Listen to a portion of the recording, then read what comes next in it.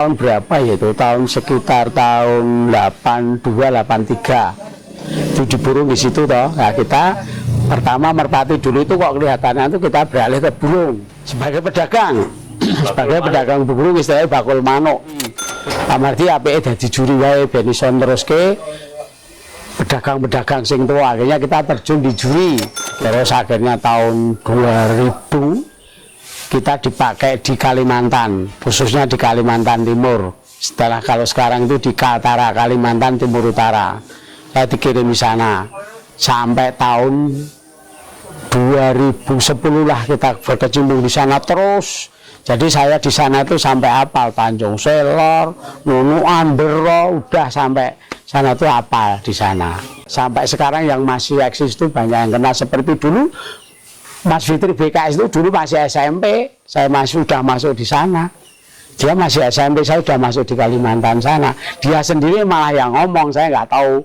Oh Pak Marti dulu saya masih di SMP sudah di sini gitu ceritanya. Singkatnya begitulah.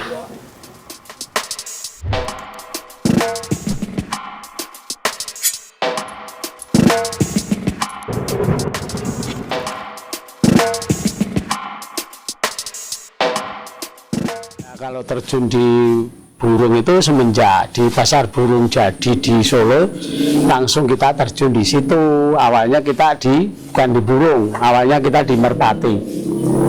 Kalau merpati kok kelihatannya di Solo kurang meyakinkan lah istilahnya, kurang masa depan ini nggak bisa istilahnya kalau wong Jawa rasa dijagake. Nah kita beralih ke burung, dikit demi sedikit kita belajar dari situ.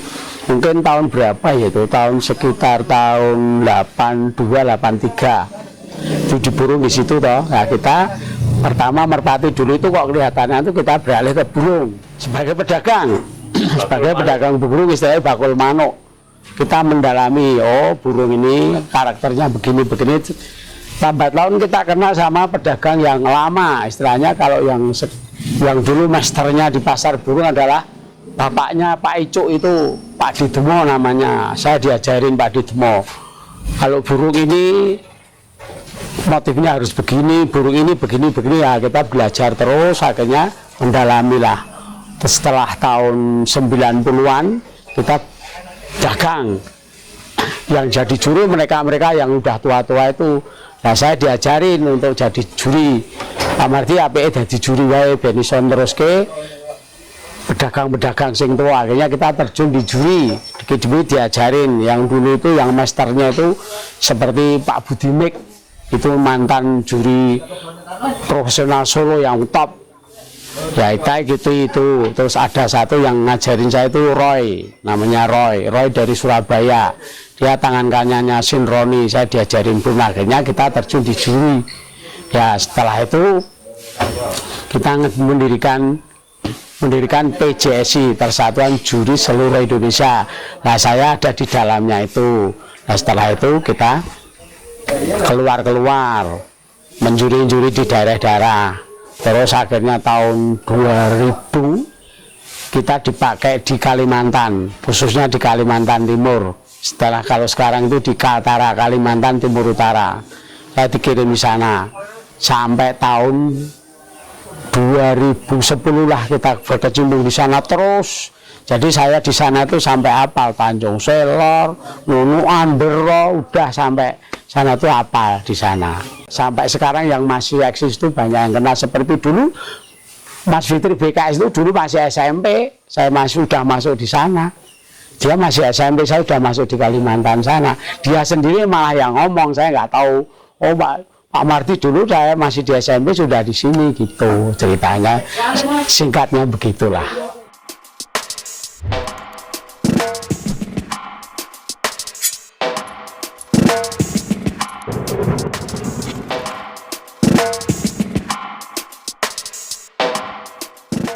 Rekan seangkatan Pak Marti yang masih eksis di dunia kicau ini siapa saja Pak? Bisa disebutkan Pak? Khususnya Solo Dan Jogja misalnya, Indonesia mungkin Pak?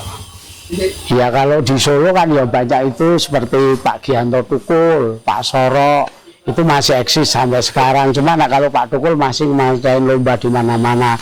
Untuk di Jogja ya seperti almarhum itu siapa itu almarhum Eko Dipo itu, terus si Mbah Suro itu kan masih, kalau yang angkatan seperti Pak Anto Kalasan itu juga itu saya angkatan itu pertama metu saya sama dia itu masuk di Jepara dan sekitarnya itu saya, Pak Anto sama Pak Warjo tuh masuk di sana.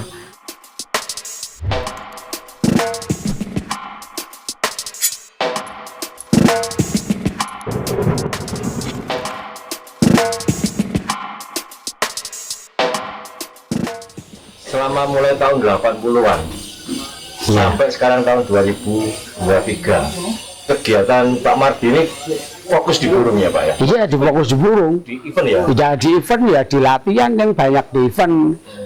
Ya semenjak itulah kita terus ke Melalang Buana kemana udah. Itu bisa menghidupi keluarga Pak? Bisa lah. Sampai saya itu punya anak 4. Itu ya insya Allah. Ya kalau orang dulu, kalau orang sekolah itu kan pinter. Sekolahnya itu anak saya 4. Tiga-tiganya itu lulus SMA. Yang 2 masuk kuliah. Yang 1 saya kuliahkan nggak mau, yang ini, yang terakhir ini, yang cewek ini masuk di pondok pesantren. Alhamdulillah udah lulus di pondok pesantren, ini mau ngajar di sana. Ya insya Allah bisa mencukupi lah. Ya sedikit-sedikit lah, cuman kita itu dari nol aja lah, nggak ada modal sama kesayangan, modalnya cuman kejujuran waktu itu. Sampai sekarang kita lambat laun ya, sampai sekarang lah bisa beginilah, itu istilahnya ya.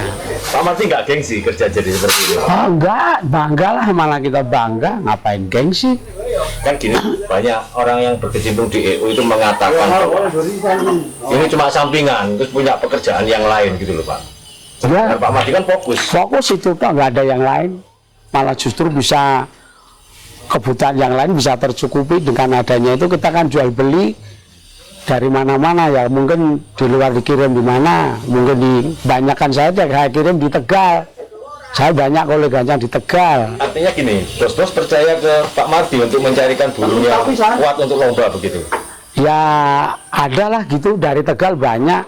Yang sekarang sudah almarhum itu dulu ambil burung saya itu kalau di total bisa 10 tahun bisa itu. Sampai sekarang masih ada yang namanya Pak Gunawan Speed Joker itu, masih kadang-kadang tiap hari masih kontekan terus. Suruh nyari ini burung yang bagus, yang gimana gitu masih. Cuman kan untuk saat ini kan saya kalah sama anak-anak muda yang pakai alat-alat yang canggih. Kalau kita cuman kepercayaan lah modalnya. Telepon gitu ya? Iya, cuman telepon, kirim WA ini itu enggak. Pak Mardi nggak main Facebook apa? Oh, enggak. Nggak ngerti ya? Nggak ngerti sama sekali, termasuk orang kuno lah. Nggak mau pelajari, pusing-pusing lah. Sekolahnya cuman di SMP doang.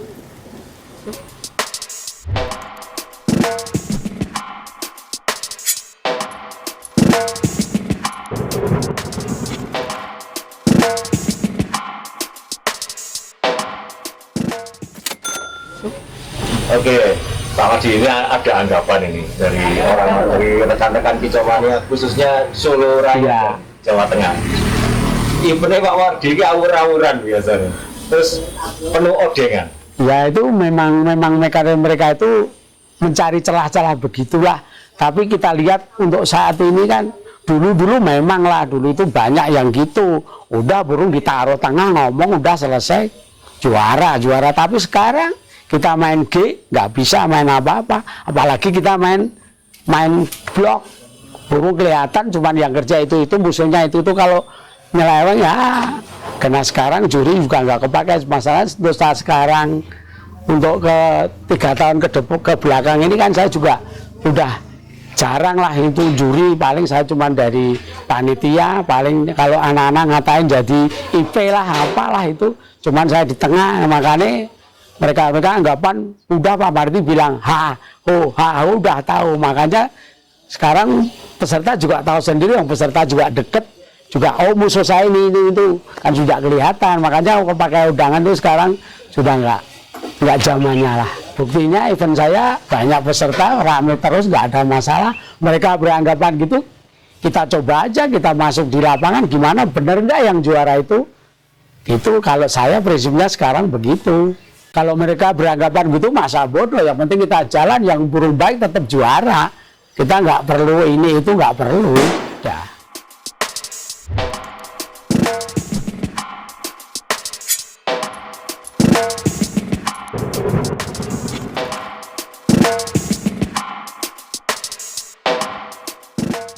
Sebutan Bapak Kota.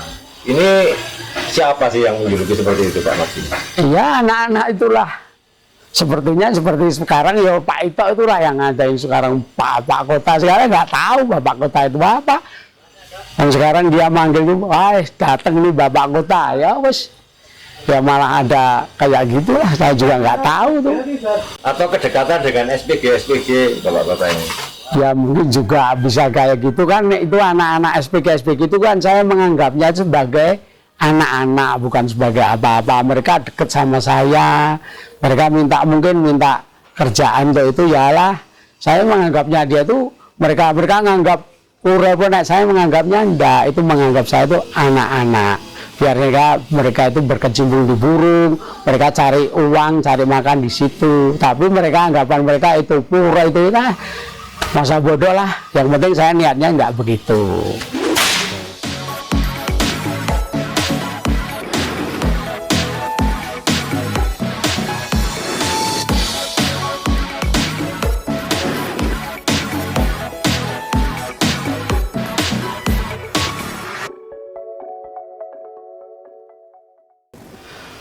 Mari rekan-rekan, mari kita bersenang-senang bersama saya.